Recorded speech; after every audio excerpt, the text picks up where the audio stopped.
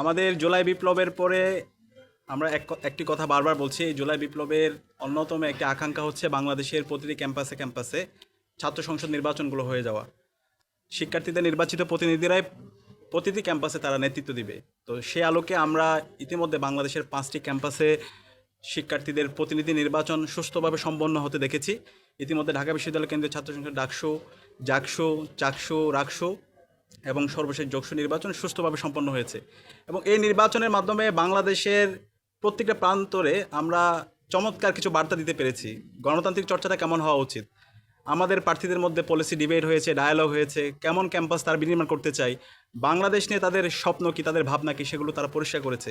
এবং সারা দেশব্যাপী একটা ঐক্যবদ্ধ বাংলাদেশের প্রতিচ্ছবি আমরা এই নির্বাচনের মাধ্যমে দেখতে পেয়েছি।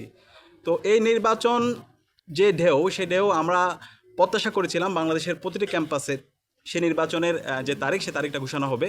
এবং সে আলোকে কিছু ক্যাম্পাসের তারিখ ঘোষণা হয়েছে। আপনারা জানেন, শাহজালাল বিজ্ঞান ও প্রযুক্তি বিশ্ববিদ্যালয়ের নির্বাচনের যে তারিখ দেওয়া হয়েছিল 20 জানুয়ারি, এবং বেগম রোকেয়া বিশ্ববিদ্যালয়ের নির্বাচন তারিখ দেওয়া হয়েছিল। সেই তারিখ ইতিমধ্যে নির্বাচন যেন সঠিক সময় না হয়, সেটার জন্য বিভিন্ন ধরনের আমরা অপপ্রয়াস দেখতে পেয়েছি। গতকালকে নির্বাচন কমিশন থেকে একটি প্রজ্ঞাপন হয়েছে, সেই প্রজ্ঞাপনের উপর ভিত্তি করে নির্বাচন বন্ধ করার জন্য আমরা অপপ্রয়াস দেখতে পেয়েছি। এবং এই অপপ্রয়াস দেখার সাথে সাথে আমরা গভর্নমেন্টের যারা অংশীজন আছে তাদের সাথে আমরা যোগাযোগ করেছি। শাহজালাল বিজ্ঞান প্রযুক্তি বিশ্ববিদ্যালয়ের ভিসি থেকে শুরু করে প্রশাসনের সাথে আমরা কথা বলেছি। এবং আজকে সর্বশেষ নির্বাচন কমিশন এসেছি। আজকে নির্বাচন কমিশনার এবং সচিবের সাথে আমাদের ফলপ্রসূ আলাপ হয়েছে। আমরা আমাদের কনসার্নগুলো জানিয়েছি। আমরা বলেছি নির্বাচন হবে আগামী মাসের 12 ফেব্রুয়ারি, আর শাহজালাল বিজ্ঞান ও প্রযুক্তি বিশ্ববিদ্যালয়ে নির্বাচন হবে 20 জানুয়ারি। 3 সপ্তাহ বাকি আছে।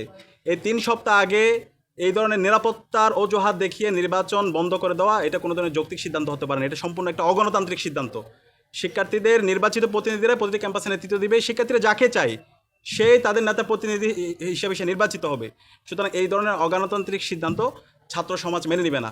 এবং এই নির্বাচনে প্রায় 4 কোটি তরুণ। সুতরাং আপনারা এমন কোনো কাজ করবেন না, নির্বাচন কমিশন এমন কোনো কাজ করবেন না যার মাধ্যমে তরুণদের আপনাদের প্রতি আস্থাহীনতা তৈরি হয়। তো নির্বাচন কমিশনার আমাদেরকে আশ্বস্ত করেছেন, তিনি বলেছেন তারা যথাযথ ব্যবস্থা গ্রহণ করবে।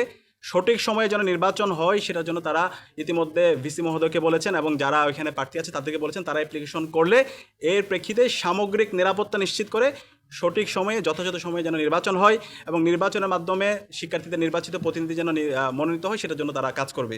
তো আমরা তাদেরকে ধন্যবাদ জানিয়েছি। একই সাথে আমরা জানিয়েছি এই যে নির্বাচন 12 জানুয়ারি যে নির্বাচন হতে যাচ্ছে, নির্বাচনটি এটার দিকে সারা বাংলাদেশের সকল নাগরিকরা তাকিয়ে আছে, সারা বিশ্বব্যাপী তাকিয়ে আছে। সুতরাং এই নির্বাচনটা যেন অবাধ, সুস্থ এবং নিরপেক্ষ হয়, সে জায়গায় তাদের দায়িত্বশীল আচরণ করতে হবে। এবং ছাত্র সংসদের পক্ষ থেকে ঢাকা বিশ্ববিদ্যালয় কেন্দ্রীয় ছাত্র সংসদ দেশের সকল ছাত্র সমাজকে সাথে নিয়ে, এবং সকল রাজনৈতিক দল, দীর্ঘ ফেসিবাদ বিরোধী যারা আন্দোলন করেছে, ছাত্র সংগঠন, সবাইকে সাথে নিয়ে আমরা আমাদের ক্যাম্পেইন আমরা জারি রাখব। আমরা ইতিমধ্যে আমরা আপনাদেরকে বলেছি এই নির্বাচনের মাধ্যমে আগামীর বাংলাদেশের ভাগ্য নির্ধারণ হবে। এই গণভোটের মাধ্যমে বাংলাদেশ রাষ্ট্রটা কীভাবে চলবে। আমরা যে দীর্ঘদিনের যে সংস্কারের কথা বলছি, আমাদের শহীদরা যে জন্য জীবন দিয়েছে, এই সংস্কারগুলো যদি আমরা বাস্তবায়ন করতে চাই তাহলে আমাদের এই গণভোটে হাঁকে বিজয় করতে হবে। সুতরাং এই গণভোটের পক্ষে ঢাকা বিশ্ববিদ্যালয় কেন্দ্রীয় ছাত্র সংসদ, ঢাকা বিশ্ববিদ্যালয় সহ বাংলাদেশের সকল শিক্ষা প্রতিষ্ঠানগুলোতে এবং সারা দেশব্যাপী আমরা ক্যাম্পেইন করব। এবং মাসব্যাপী ক্যাম্পেইনের ঘোষণা আগামীকাল আপনারা আমাদের প্রেস ব্রিফিংয়ের মাধ্যমে আপনারা জানতে পাবেন। এবং আমরা বিশ্বাস করি দীর্ঘ ফেসিবাদ বিরোধী আমরা যারা আন্দোলন করেছি, আমরা সবাই এই গণভোটে হাঁকে বিজয় করার জন্য, হাতে সিল মারার জন্য, এবং আগামীর বাংলাদেশের ফেসিবাদী কাঠামোকে ভেঙে চুরমার করে দেওয়ার জন্য, এবং নতুন রাজনৈতিক সংস্কৃতি বিনির্মাণ করার জন্য, এবং গণতান্ত্রিক একটা স্থায়ী রূপে আমাদের এই দেশকে নিয়ে যাওয়ার জন্য আমাদেরকে এই গণভোটের জন্য আমাদের ক্যাম্পেইন করতে হবে। তো আমরা আশা করছি সকল রাজনৈতিক দল, ছাত্র সংগঠন, সিভিল সোসাইটি সবাই আমরা ঐক্যবদ্ধ হবো, আমরা আমাদের কাজ জারি রাখবো। একই সাথে আমাদের প্রতিটি ক্যাম্পাসে ক্যাম্পাসে যে গণতান্ত্রিক ধারা অব্যাহত হয়েছে, এই ছাত্র সংসদ নির্বাচন, সেই নির্বাচনও নির্ধারিত সময় হওয়ার মাধ্যমে শিক্ষার্থীদের নির্বাচিত প্রতিনিধিরাই বাংলাদেশের প্রতিটি ক্যাম্পাসে ক্যাম্পাসে তারা নেতৃত্ব দেবে, এই আশা ব্যক্ত করেছে। এবং ওনারাও আমাদের সাথে সম্মতি জ্ঞাপন করেছেন। আমরা আশা করছি খুব দ্রুত সময়ের মধ্যে যেন যেই তারিখ ঘোষিত হয়েছে সেই তারিখের মধ্যে নির্বাচন সম্পন্ন হয়, এবং এর মাধ্যমে আমরা আমাদের এই গণতান্ত্রিক ধারা অব্যাহত রাখি।